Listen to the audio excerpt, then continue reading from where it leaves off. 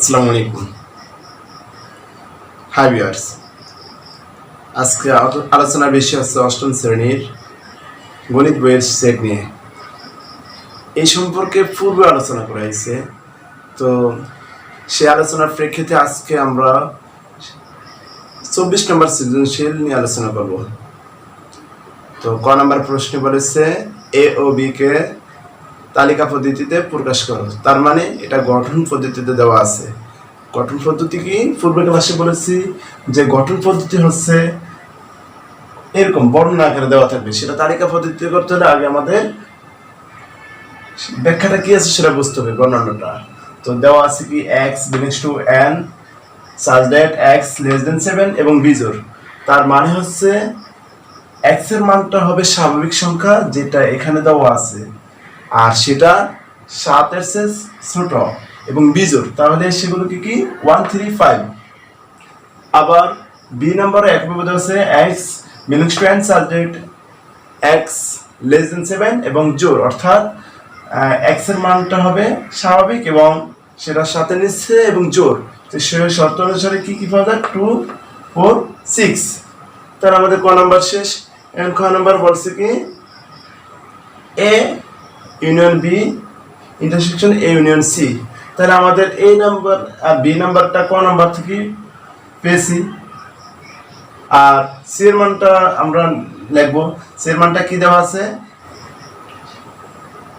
x belongs to n such that x less than or equal 3 এবং মৌলিক সংখ্যা, তার মানে সেগুলো কি 2 আর 3। তাহলে আমাদের সেই মানগুলো কিভাবে করবো? এটা দ্বারা বলতে ইউনিয়ন অর্থ কমন, আর ইন্টারসেকশন অর্থ ইউনিয়ন অর্থ কমন আনকমন, আর ইন্টারসেকশন অর্থ শুধু কমন। তো ইউনিয়নের অর্থ কমন গুলো করতে হলে আমাদের আগে মানগুলো বসাতে হবে। তারপরে কি কমন আছে 1 2 3 4 5 6, অর্থাৎ এগুলো সব আছে। আর এ ইন্টারসেকশন সি এখানে দেওয়া আছে কি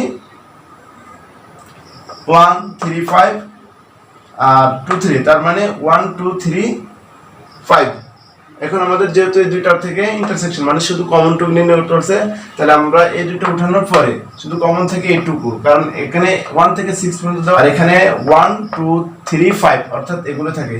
তাহলে 4 এখানে হবে না, শুধুমাত্র 4 হবে না আর 6 হবে না। এটাই ক্ষয়ের অ্যান্সার। ডিয়ার ভিউয়ার্স, গ নম্বর প্রশ্ন বলছে বি ইউনিয়ন সি হোল ফ্রেমের উপসেটগুলো লিখো।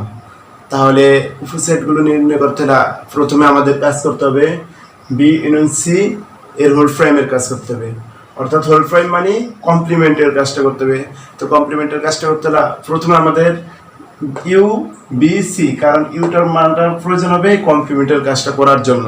তো কমপ্লিমেন্টের কাজটা করতে হলে প্রথমে আমাদের সংক্ষেপে লাইনগুলো শর্ট করার জন্য প্রথমে বি ইউনিয়ন সি এর কাজটা করে নিব।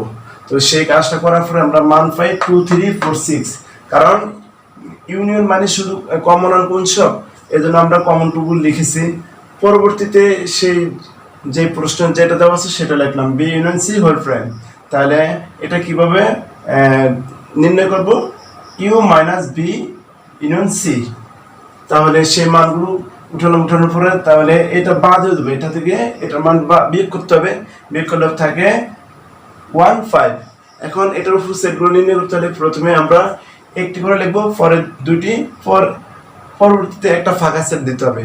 অর্থাৎ উপস্থিত সংখ্যা যদি বলে তাহলে কি মনে করতে হবে এই সূত্র অনুযায়ী 2 পাওয়ার n, অর্থাৎ এখানে যে কয়টা উপাদান দেওয়া থাকবে সেই উপাদানগুলো এখানে লিখতে হবে। অর্থাৎ দুইটি দেওয়া আছে, দুইটি লিখছি, তার মানে কি 2 পাওয়ার দিলে স্কয়ার 2, তাহলে স্কয়ার মানে 2, তাহলে কত হবে 4, অর্থাৎ উপস্থিত সংখ্যা হলো 4।